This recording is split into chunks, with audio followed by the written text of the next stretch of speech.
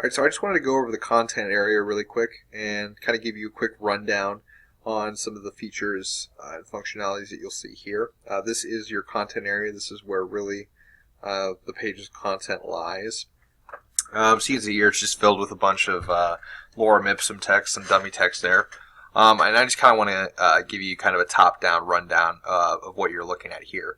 So the first item that you're going to see, let's just delete this area here. Up top here, there's this Add Media button. That's where you would, kind of add in some of your supplementary images, perhaps a PDF that you want to insert into the page. It's just going to provide a link there. If you insert an image, let's just insert that one, let's say. You see it's going to insert into the page there, and you can kind of resize it as you need to. So that's what the Add Media button is. Pod shortcode, that is an advanced field. You will not need to worry about that at all, actually. Yeah, you'll never need to use that. These are some column shortcodes. And these are to create columns. I will explain that in another video, and kind of how columns work and responsiveness of the site, and how you want to start thinking in terms of columns. This is a really important piece of the WordPress puzzle, and we will cover that in a later video. This insert shortcode these are all of our shortcodes, and I will explain this in greater detail, but basically this gives us really advanced functionality, being able to put things like, like an accordion type of deal, YouTube videos, buttons, documents, audio files, all sorts of things, really. And we will add more to these. This is working through a plugin where we can add our own codes in and essentially make these high-level functions really with just a click of a button. And we will get into all of these items individually in different videos.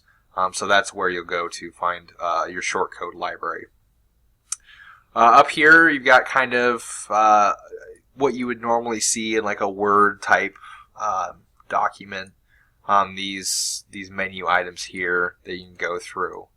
And then there's below this, there's they call it the kitchen sink, or maybe this is the kitchen sink, I'm not sure, but basically here's where you'll have all of your kind of quick formatting type of things. If you want to make some text bold, obviously the B, that's what B is. The italics, stuff like that. The block quote is essentially it indents it like so, which you can also achieve with the increase indent or decrease indent button. You may use that depending on your needs. Again, a lot of these are just kind of what you would see in like a Word type of document. Bulleted lists, item 1, item 2, that type of thing. You also have, ordered lists, item 1, item 2. Those types of things. Your usual alignment buttons. If you want something aligned middle or left or right, what have you, that's there. Your link, hyperlink button is right here. You just click there. You can enter in the URL, change the title if you'd like. Does it open in a new tab, that type of thing. You can remove the link if there's a link there already, so I'll just add a link really quick just so you can see. There's a link there. We can go ahead and just click that and it removes the link. So if you need to go through and remove a bunch of links quickly, that's the way to do that. There's a table item here. You just go select that, insert table. You need however many rows, whatever you need.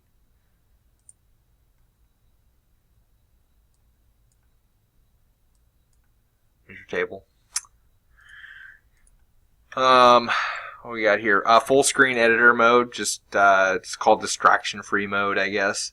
If you kind of like to get all the clutter off the sides and you just want to focus on your text here, that's what that's for.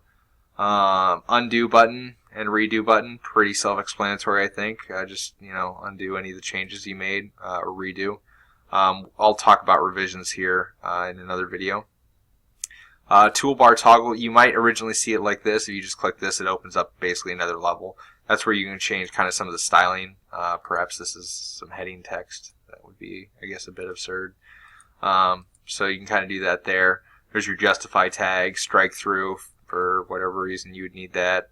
We talked kind of about the indents, the block quotes. They're a similar thing, increase and decrease indents there.